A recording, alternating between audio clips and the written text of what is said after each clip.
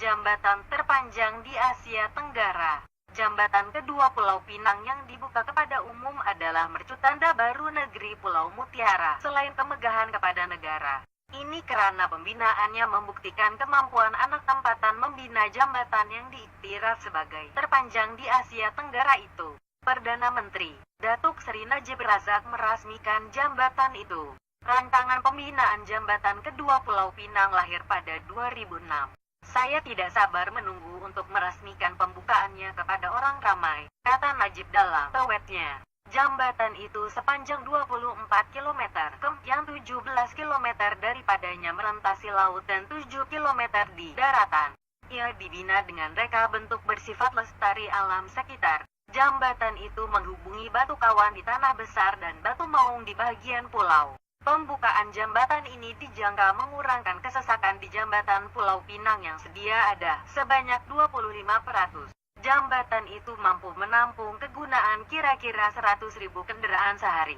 Jambatan yang menelan kos Rp4,5 bilion itu bakal menjadi jambatan terpanjang di Malaysia dan Asia Tenggara. China Harbour Engineering Co. Limited, CHEC, dilantik sebagai kontraktor yang mengendalikan kerja pembinaan jambatan itu. Jambatan kedua Pulau Pinang itu dimulakan pembinaannya pada awal Januari 2008 dan mengambil masa 5 tahun untuk disiapkan. Jambatan itu mempunyai 4 lorong dengan 2 lorong motosikal. Laluan sepanjang 1,5 km akan berada di kawasan Batu Maung sementara 6 km lagi di kawasan Batu Kawan. 6 persimpangan lebuh raya akan dibina dalam proyek ini. Ia akan mempunyai 2 platform yang meliputi kawasan perkhidmatan dan rehat di persimpangan tengah. Ia direka seakan-akan menyerupai Mutiara. Kawasan rehat ini akan menjadi kawasan rehat lebuh raya terapung pertama di Malaysia. Jambatan kedua itu mempunyai kelebihan karena menggunakan sistem galas getah redaman tinggi HDRB yang mampu menahan kesan gegaran gempa bumi sehingga 8,2 pada skala Richter pada jarak 300 km daripada puncak gempa bumi. HDRB adalah produk daripada getah asli yang direka bentuk oleh Pusat Penyelidikan Tun Abdul Razak di United Kingdom, yaitu magma milik lembaga getah negara dan dihasilkan sepenuhnya di dalam negara. Menerusi proyek JKPP ini, beberapa kejayaan dicapai khususnya dalam aspek kejuruteraan seperti asas cerucuk jenis Fort Kyle sedalam 130 meter yaitu antara paling dalam di dunia. Pelaksanaan ujian beban statnamik terbesar pernah dijalankan pada tahap 54 MN dan penggunaan HDRB bagi tujuan perlindungan seismik yang pertama dalam negara.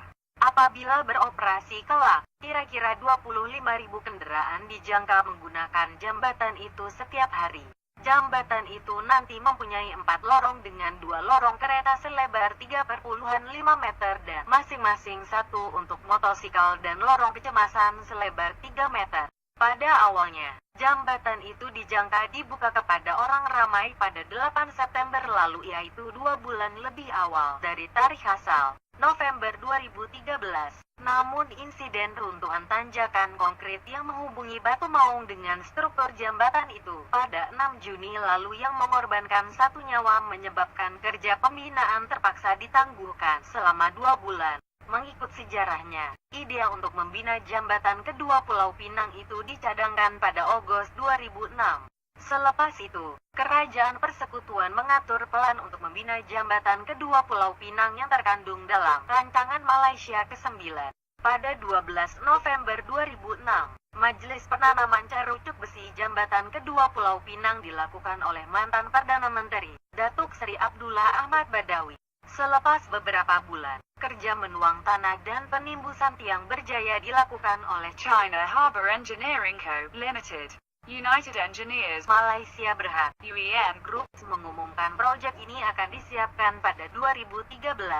Namun, pada April 2008, kerajaan mengumumkan proyek ini akan ditunda selama 9 bulan disebabkan masalah perolehan tanah dan isu reka bentuk dan kenaikan kos bahan binaan.